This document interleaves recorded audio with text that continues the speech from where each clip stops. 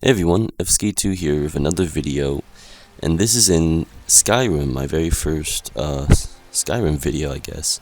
And anyway, this is a how-to guide on how to get 100 smithing and enchanting, possibly, and even 100 speech. I don't know what it's called, but speech allows you to get better deals on items and whatnot. So yeah, I mean, this is pretty much a three-part guide: smithing, enchanting, and sales or speech. So what you want to do is head off to Right One, which is pretty nice because you have two smithers, or people who train blacksmiths, that's the word, so that you can easily buy iron ingots from both of them. And you can either talk to the person outside or the person inside of the shop that I'm right now smithing outside of.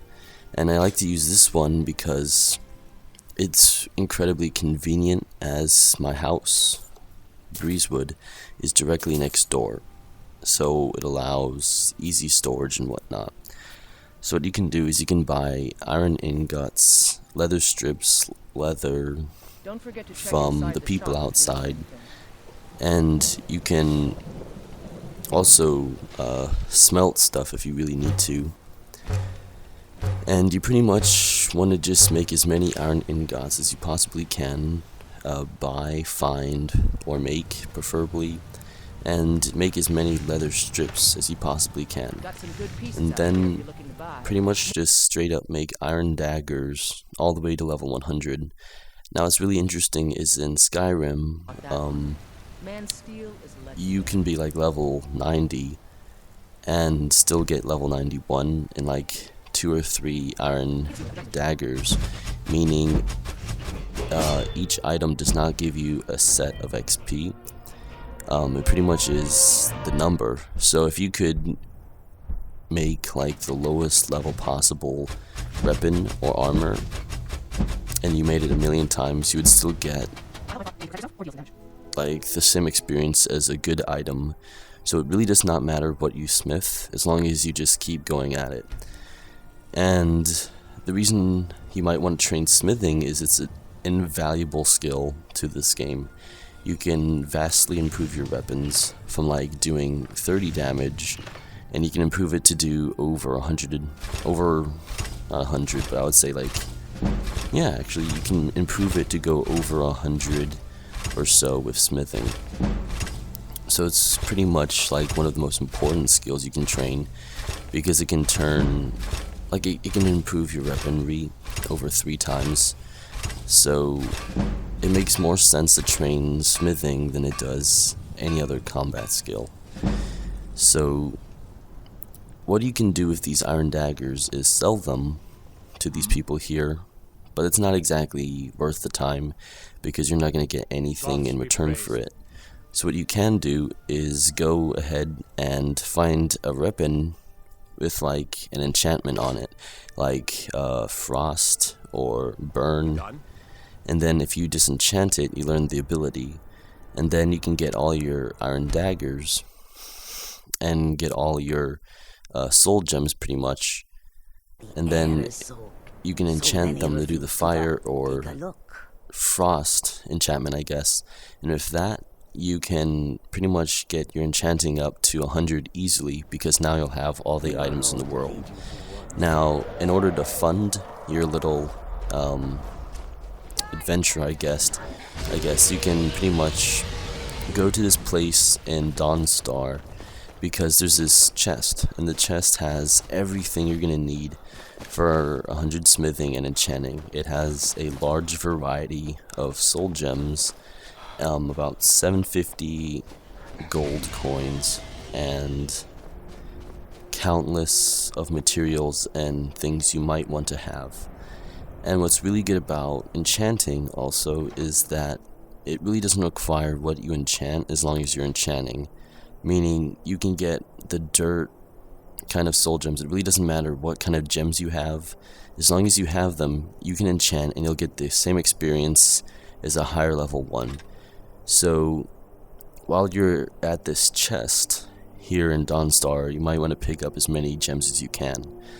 And in order to access the chest, you have to go to this pretty much the spot I'm at right now, and you have to crouch, which is Control if you're on PC. Probably going to be B or circle if you're on PC or Xbox.